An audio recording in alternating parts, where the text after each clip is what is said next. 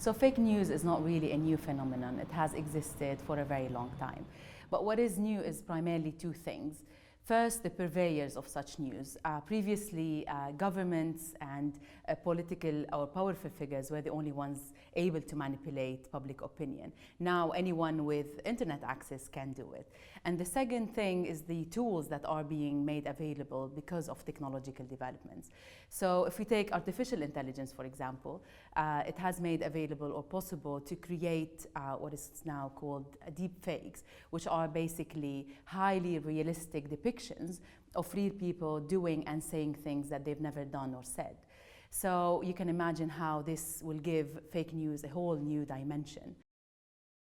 But when we talk about fake news, it's really important to reflect on what we actually mean by that.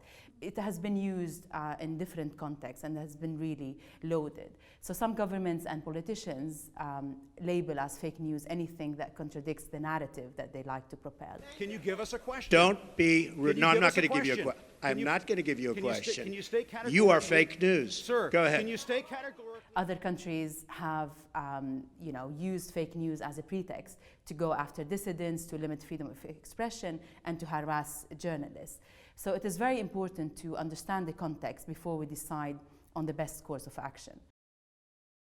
Now, because of technological developments, because of the way misleading messages can be spread to millions of users in a matter of seconds, relying on human expertise and knowledge by itself is no longer an option. So the answer has to be a combination of both technology and human expertise.